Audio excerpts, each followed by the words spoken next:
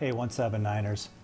Today's discussion will focus on the education, advocacy, and achieving our ultimate goal of preventing sexual assault within our very own squadrons, families, and the Ohio National Guard. This focus on prevention and supporting any survivors or victim is a mindset that we must individually foster and promote within our surroundings. In the end, it is about the well-being of all of our airmen. Working together as a team, my hope is that we have an increase in intervention when risky or inappropriate behavior is witnessed. Remember, sexual assault and sexual harassment have no place among our ranks. It is not the Air Force way, the National Guard way, or the Mansfield way. Sexual assault is inconsistent with our Air Force core values. The Department of the Air Force SAPR mission is to educate, advocate, and collaborate to stop sexual assault and to provide direct response services to victims of sexual assault. The Air Force will ensure response services are gender inclusive, culturally competent, and recovery oriented. Hi everyone, this is Colonel Troy Kramer, and we're looking at slide number 3. I want to talk to you briefly about consent as it relates to sexual assault and harassment. Assault is any unpermitted sexual contact, and sexual harassment can include both unwelcome comments and casual, unwelcome touching. You might recall some of the past training we've received and the comparison to having a cup of tea in relation to this topic of express consent. Simply stated, someone may not want to have a cup of tea with you and decline your offer. Or after trying the cup of tea, they may decide they don't want to have tea anymore. Or if they enjoyed a cup of tea with you last week or maybe last year, they may no longer want to drink tea with you. Bottom line, know when to keep your tea to yourself and respect when someone doesn't want to drink tea. For those that know me, know that I like to drive to get to yes. Our customers and mission need us to find a way to make things happen. Remember, flexibility is the key to air power. With sexual assault and harassment, there can be no flexibility and no getting to yes. There is only clear consent, and if you don't hear it, then no more tea, and you need to stop. So remember, if they don't give their consent, then you must stop with your attempt. Thanks.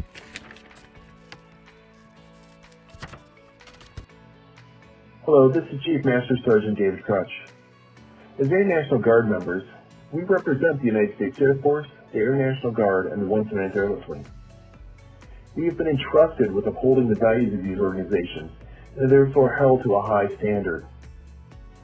I want to make you aware of the penalties associated with sexual assault as outlined on slide 4. As you can see, there are military penalties levied through the Uniform Code of Military Justice, as well as civilian penalties outlined in U.S. Code 10. The UCMJ penalties only refer to those who are on active duty status, for example, when deployed, on training, and ADOS tours. The majority of the members fall under the Ohio state laws, and the cases fall in the jurisdictions that the assault occurred. Keep in mind that the maximum penalties outlined here aren't always the case, and subjects can take a plea or take administrative punishment depending on the nature of the case. But let me be clear, there is no place for sexual assault in this organization. Hi, I'm Colonel Nick Fago, Commander of the 179th Maintenance Group, and today I will be covering sexual assault prevention reporting options. There are 2 reporting options a victim can make, restricted and unrestricted. Unrestricted reporting is investigated and command authorities are notified. Restricted reporting is confidential, not investigated, can be made to a Sexual Assault Response Coordinator, or SARC, a victim's advocate, or a healthcare provider. Restricted reports can be converted at any time to unrestricted. However, an unrestricted report cannot be converted to restricted. A victim is not required to first notify his or her commander prior to making a report, and should not if the alleged perpetrator is the commander or otherwise in the victim's chain of command. Victims have the opportunity to go outside the chain of command to report the offense to others, including the next senior commanding officer, commanders outside the chain of command, the Office of Special Investigations, the Inspector General, or the DoD SAFE helpline. Confidentiality applies to SARCs, SAPRs, VAs.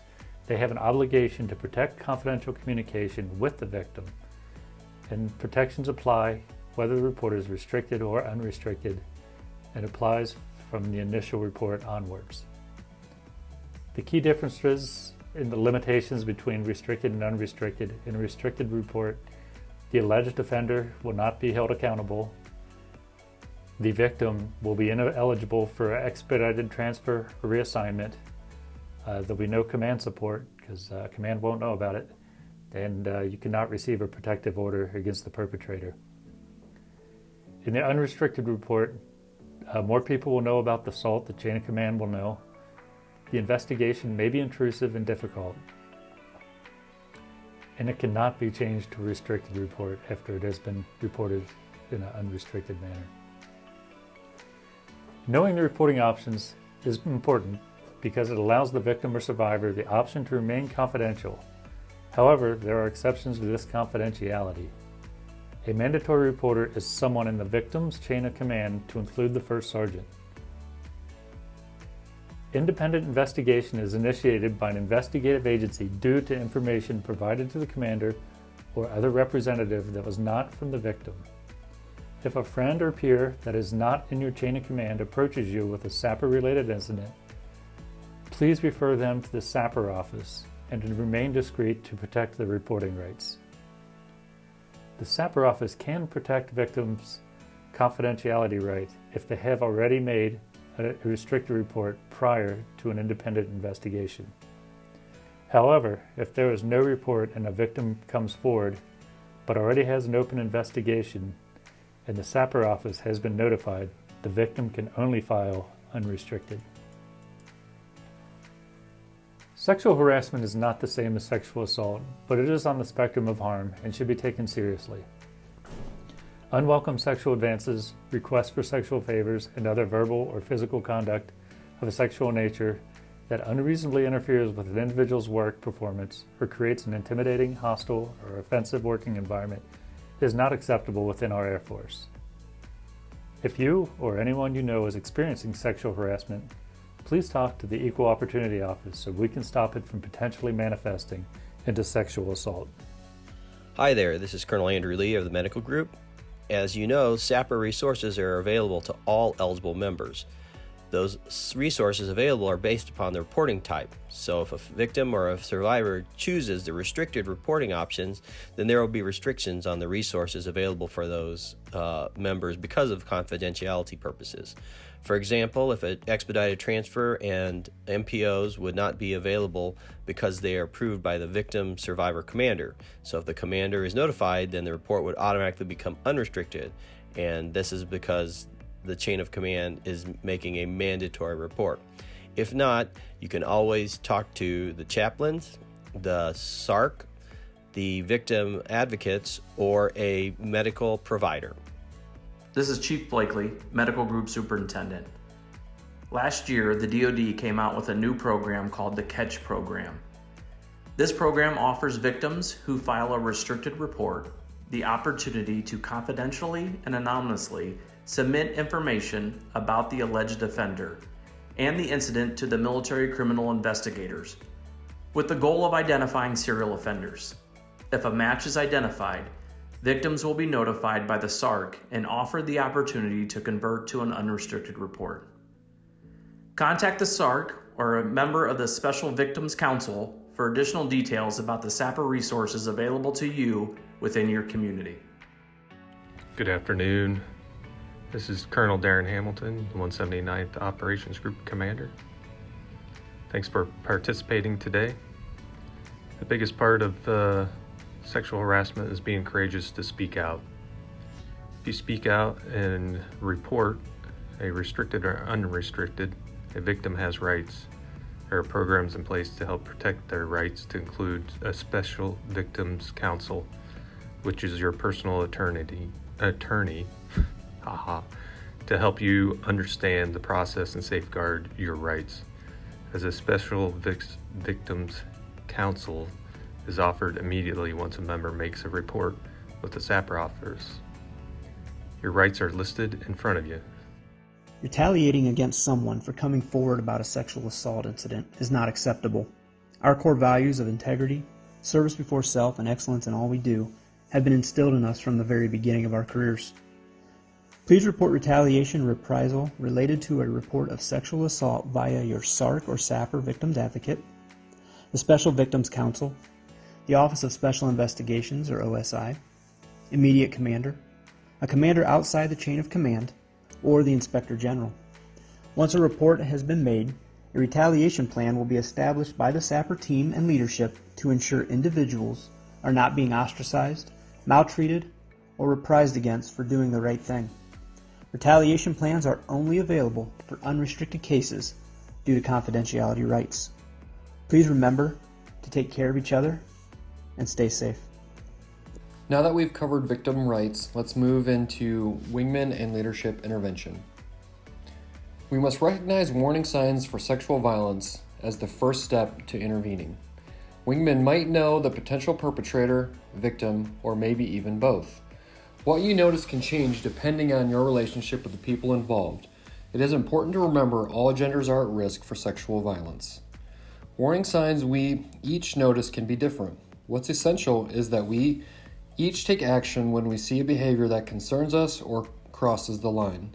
Some warning signs are using alcohol or drugs to incapacitate someone, separating someone from their friends, coworkers, or peers in a social situation, scaring someone using voice or body language, testing or violating boundaries like touching someone in an appropriate way or telling an off-color joke, or targeting someone that a person may have power over related to age, rank, or other types of situations. Everyone has barriers to intervening sometimes.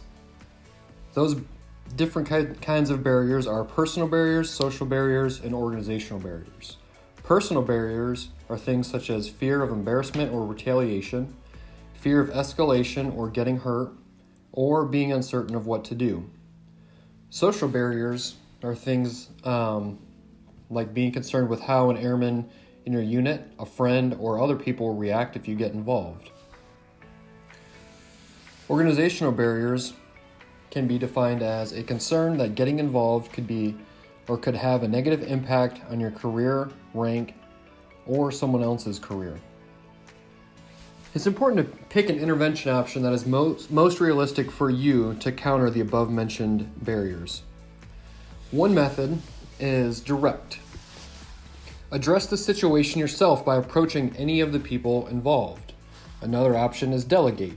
Get someone to intervene, such as a supervisor, first sergeant, friend, a bartender, a chaplain, or someone else that fits into a similar category. The next is distract. Create a distraction that will diffuse or interrupt the situation. You could ask someone to drive you home, ask to borrow a phone, or interrupt and start a conversation. Creating a healthy climate. There are 3 important norms that help reduce sexual violence. The first one, sexual assault will not be tolerated. The next, everyone deserves to be treated with respect. And the third, everyone is expected to play a part in prevention. Norms are set by small decisions. What is something that you can say or do today to promote a healthy climate of respect? Additional resources are available through the websites listed on this slide. You may also contact the DoD Safe Helpline at 877-995-5247 or safehelpline.org.